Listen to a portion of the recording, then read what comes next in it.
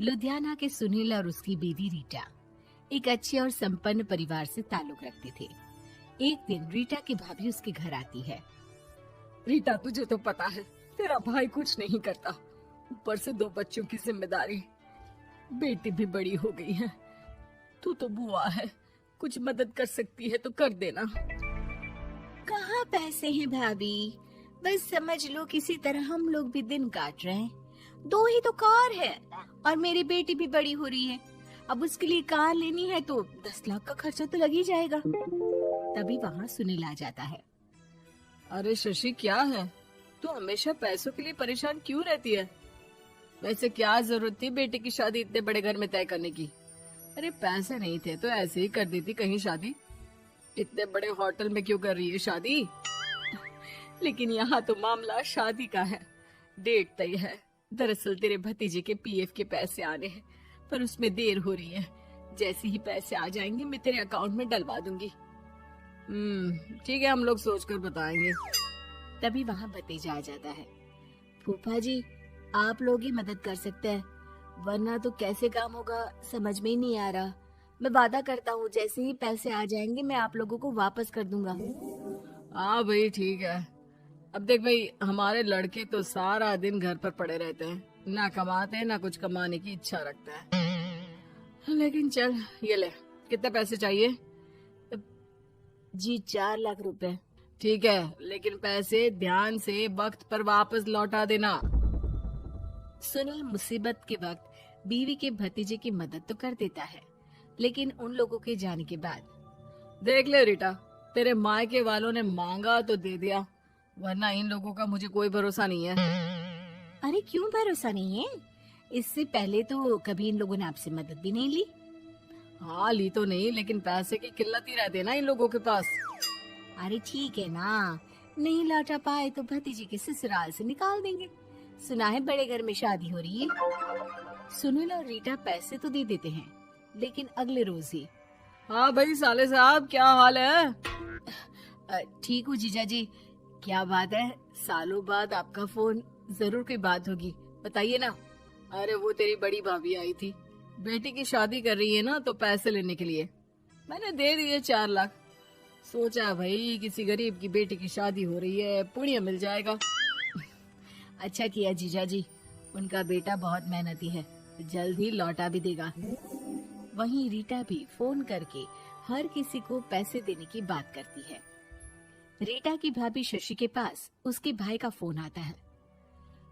तूने सुनील से पैसा लिया है क्या? नहीं भाई, सिर्फ बात की है, बोल तो रहा है कि दे देगा। वो लोग मदद करने वालों में से नहीं है, और मदद कर भी दे लेकिन समाज में गा गा कर हालत बुरी कर देते हैं। अब गाने दीजिए ना भाई, मैं क्या कर सकती हूँ, मेरे पास कोई ऑप्शन भी तो नहीं है। बेटी की अगले हफ्ते शादी जो है। शशि की बेटी की शादी हो जाती है, लेकिन शादी के 1 महीने बाद ही सुनील का फोन भतीजे के पास आता है। हाँ भाई, शादी तो हो गई हम लोगों की दुआ से। अब देख, ऐसा ही फायदा होता है पैसे वाले रिश्तेदार हो तो। तेरे वक्त पर हम कैसे खड़े हो गए थे, लेकिन अब पैसा लौटा दे भाई। जी, मैंने पीएफ के लिए अप्लाई कर दिया था, उसकी नोटिफिकेशंस मैं आपको भी भेज देता हूँ। मुझे लगता है 10 दिन में पैसे आ जाना चाहिए। जैसे ही पैसा आएगा मैं आपके अकाउंट में डाल दूंगा।